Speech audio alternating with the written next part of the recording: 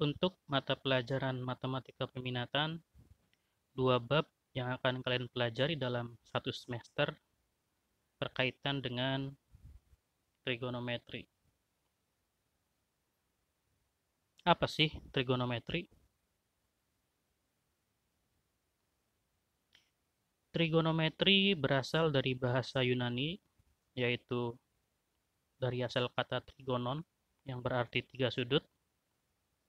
Dan jika kita berbicara tentang tiga sudut, bangun luas yang mungkin berkesan bagi kita adalah segitiga. Nah, ini adalah sebuah segitiga siku-siku, yaitu segitiga ABC. Segitiga ini memiliki tiga buah sudut. Di sini ada sudut A, sudut B, dan sudut C. Kemudian, trigonometri juga berasal dari kata metron, yang berarti mengukur. Apa yang diukur? Ya tentu saja sudutnya. Di sini kita bisa lihat bahwa sudut A bisa diukur dengan menggunakan busur derajat. Sudut B dan sudut C juga bisa diukur dengan menggunakan busur derajat. Kemudian selain mengukur sudut, hal yang diukur juga berkaitan dengan panjang sisi segitiga. Di sini kita bisa lihat bahwa selain memiliki tiga buah sudut, segitiga juga memiliki tiga buah sisi.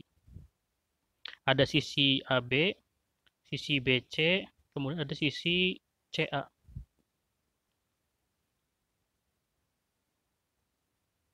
Di sini bisa kita lihat bahwa pada sebuah segitiga siku-siku terdapat tiga buah sudut dan tiga buah sisi. Trigonometri berbicara hubungan antara keenam komponen tersebut. Ide dasarnya cukup sederhana. Jika kita mengetahui minimal 2 dari komponen tersebut, keempat komponen yang lain sebenarnya bisa kita tentukan dengan menghitungnya. Trigonometri ini sebenarnya pernah kalian pelajari di matematika wajib. Jika kalian ingat, mungkin kalian masih familiar dengan sinus, kosinus, dan tangen. Hanya saja di matematika peminatan, hal-hal tersebut kemudian dikembangkan menjadi sesuatu yang lebih tinggi lagi.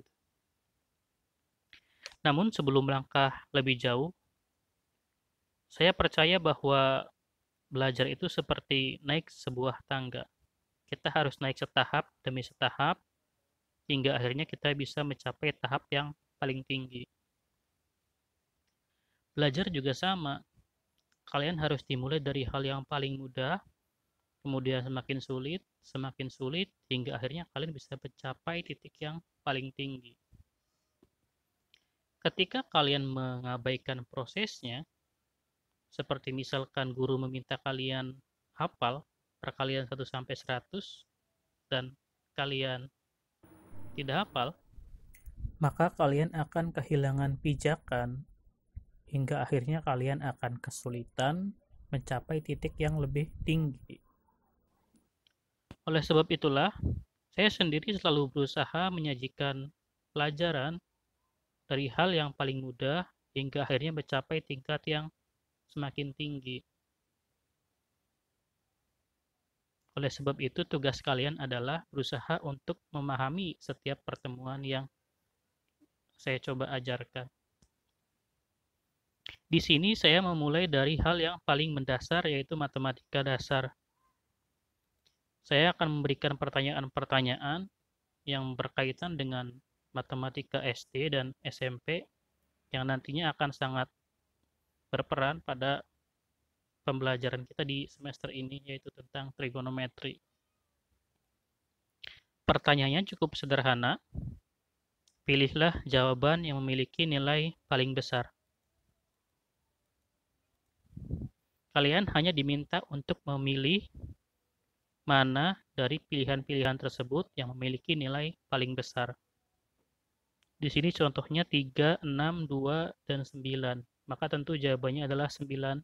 sebab 9 adalah nilai paling besar dari keempat pilihan tersebut.